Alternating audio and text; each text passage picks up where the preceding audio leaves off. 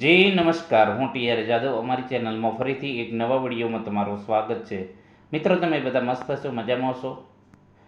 મિત્રો, GSRTC helper ભરતી ટૂંક સમયમાં જાહેર થશે. એનું નોટિફિકેશન પણ રિલીઝ થઈ જશે ટૂંક સમયમાં. તો મિત્રો, ભરતી આવે એના પહેલાં જે સમય છે એ સમયનો સદુપયોગ કરી લઈએ. જે પણ આપણી પાસે સમય છે, ઘણા એવા મિત્રો હોય છે કે જે પ્રાઇવેટ નોકરી કરતા હોય છે અને એની સાથે સાથે તૈયારી કરતા હોય છે. કોઈ અભ્યાસ કરતા હોય છે કે અન્ય ઘરે બેસીને મતલબ કે આની પ્રોપર તૈયારી કરતા હોય. તો એવા વિદ્યાર્થીઓ માટે આપણે ડેલીના બેઝ પર વિડીયો અપલોડ કરીએ છીએ. તો આવનારી પરીક્ષામાં તમને ખૂબ જ ઉપયોગી સાબિત થશે. જો અમારી સાથે જે પ્રમાણે વિડીયો બનાવીએ એ પ્રમાણે તમે ડેલીના બેઝ પર તૈયારી ચાલુ રાખશો તો 100% તમને સફળતા મળશે.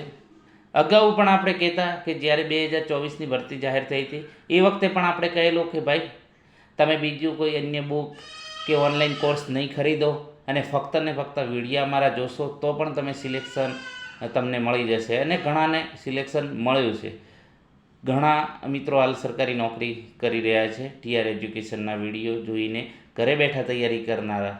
તો તમે પણ ઘરે બેસીને તૈયારી કરી અને પોતાનો જે છે ગોલ સિદ્ધ કરી શકો છો. તો મિત્રો, દરેકને નમ્ર વિનંતી છે કે જો ચેનલમાં નવા હોય તો ચેનલને સબસ્ક્રાઈબ કરી લેજો અને વધુમાં વધુ આ વિડીયો શેર કરજો, જેથી કરીને બીજાને પણ ફાયદો થાય. તો દરેક મિત્રોને વિનંતી છે કે લાઈક અને શેર કરવાનું ન ભૂલતા.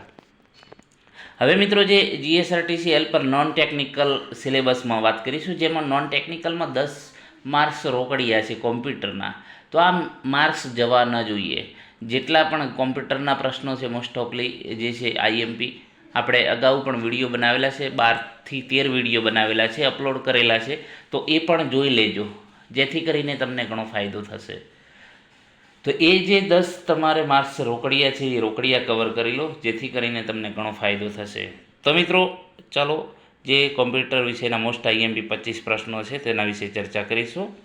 હેલ્પર બનવાનું સપનું સાકાર કરો ટીઆર એજ્યુકેશનના સથવારે, એ પણ ફ્રીમાં. તો કમ્પ્યુટરના પિતા, ફાધર ઓફ કોમ્પ્યુટર તરીકે કોને ઓળખવામાં આવે છે? આ પ્રશ્ન વારે વારે પૂછાય છે. તો Alan Turing, Charles Babbage, Bill Gates, Blaise Pascal. તો એ તમને ખ્યાલ હોવો જોઈએ, બરાબર. ચાર્લ્સ બેબેજ, નહીં તો આપણે લખીને આવો બિલ ગેટ્સ, બરાબર. એવી ભૂલ કરીએ છીએ. સીપીયુનું પૂરું નામ શું છે? તો સીપીયુનું આ વારે વારે પ્રશ્ન પૂછાય છે. તો સીપીયુનું પૂરું નામ છે સેન્ટ્રલ પ્રોસેસિંગ યુનિટ, બરાબર. સેન્ટ્રલ પ્રોસેસિંગ યુનિટ આઈએમપી પ્રશ્ન છે. એના પછી વાત કરીશું કોમ્પ્યુટરમાં કાયમી મેમરી કઈ છે?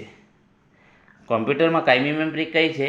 પરમેનન્ટ મેમરી, રેમ, રોમ, કેચ, બફર. તો તેનો સાચો જવાબ છે રોમ, રીડ ઓનલી મેમરી.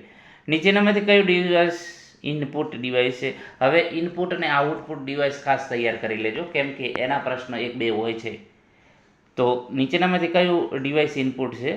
તો તેનો સાચો જવાબ છે કીબોર્ડ, બરાબર. એ છે ઇનપુટ ડિવાઇસ. પ્રોજેક્ટર છે, પ્રિન્ટર છે, મોનિટર છે, આ કયા છે? આઉટપુટ. કોમ્પ્યુટરનો મગજ, બ્રેઇન ઓફ કોમ્પ્યુટર કોને કહેવામાં આવે છે? કોમ્પ્યુટરનું મગજ કોને કહેવામાં આવે છે? તો સીપીયુનું, સેન્ટ્રલ પ્રોસેસિંગ યુનિટ. મોસ્ટ ઓફલી ત્યાં પ્રોસેસ થતી હોય છે સીપીયુમાં, બરાબર. તેથી તેને કોમ્પ્યુટરનું બ્રેઇન તરીકે ઓળખવામાં આવે છે. 1 કિલોબાઇટ એટલે કેટલા બાઇટ થાય? તો 1 કિલોબાઇટ બરાબર 1024 બાઇટ્સ, બરાબર. તો આ પણ પ્રશ્ન, આવા જે એકમો બરાબર કન્વર્ટ કરવાના, તો એ પણ પ્રશ્ન આવે છે. તો આ પણ ખાસ તૈયાર કરી લેજો. એના પછી એમએસ વર્ડમાં લખાણને કોપી કરવા માટે કઈ શોર્ટકી? તો જે કોમ્પ્યુટરની મોસ્ટ આઈએમપી શોર્ટકીઓ છે, બરાબર, તો એ પણ તૈયાર કરી લેજો. 1-2 શોર્ટકીઓ પણ પૂછાય છે. તો Ctrl+C, બરાબર, Ctrl+C કોપી કરવા માટે. નીચેનામાંથી કઈ ઓપરેટિંગ સિસ્ટમનું ઉદાહરણ છે?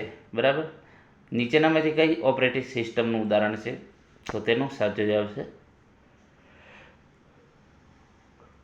બી, વિન્ડો, બરાબર. જે વિન્ડો છે ઓપરેટિંગ સિસ્ટમનું ઉદાહરણ છે. કોમ્પ્યુટરમાંથી ડિલીટ કરેલી ફાઇલ કામચલાઉ ધોરણે ક્યાં જાય છે? તો આ પણ વારે વારે પ્રશ્ન પૂછાય છે. બધી પરીક્ષામાં આ પ્રશ્ન પૂછાયેલો છે. તો રિસાયકલ બિનમાં. એના પછી વાત કરીશું ડબલ્યુનું પૂરું નામ શું છે? તો એનું પૂરું નામ છે વર્લ્ડ વાઇડ વેબ, બરાબર. ઓપ્શન એ સાચો જવાબ છે.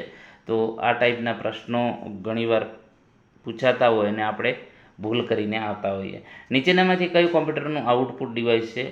તો પ્રિન્ટર. જે પ્રિન્ટર છે એ આઉટપુટ તમને આપે છે. જે પ્રિન્ટ આપણે નીકળી છે, બરાબર, તો એ પ્રિન્ટ છે આઉટપુટ છે, બરાબર. તો એ જે છે પ્રિન્ટર જે છે એ આઉટપુટ ડિવાઇસ તરીકે ઓળખવામાં આવે છે. ઇન્ટરનેટ પર ફાઇલોની આપ-લે કરવા માટે કયા પ્રોટોકોલનો ઉપયોગ થાય છે? તો FTP, ફાઇલ ટ્રાન્સફર પ્રોટોકોલ, બરાબર. બી ઓપ્શન સાચો જવાબ છે. આ પણ પરીક્ષામાં પૂછાયેલો છે. આ જે પ્રશ્નો છે બધા અગાઉની પરીક્ષામાં પૂછાયેલા છે વારંવાર. કઈ શોર્ટ કીનો ઉપયોગ કરીને કોમ્પ્યુટરને રિસ્ટાર્ટ કે શટડાઉન કરી શકાય? Alt+4, બરાબર. તો તેનો સાચો જવાબ છે ઓપ્શન એ. કોમ્પ્યુટર સ્ક્રીન પર દેખાતી નાના નાના ટપકા ડોટને શું કહેવામાં આવે છે? તો એને પિક્સલ તરીકે ઓળખવામાં આવે છે. ઓપ્શન બી સાચો જવાબ છે. MS એક્સેલમાં બનેલી ફાઇલને શું કહેવામાં આવે છે? તો તેને વર્કબુક.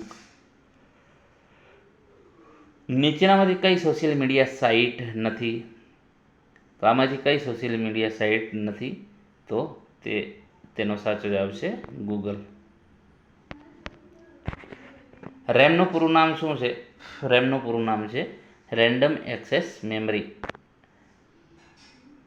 તો ઓપ્શન બી સાચો જવાબ છે રેન્ડમ એક્સેસ મેમરી. કોમ્પ્યુટરમાં અવાજ સાંભળવા માટે કયા સાધનનો ઉપયોગ કરવામાં આવે છે?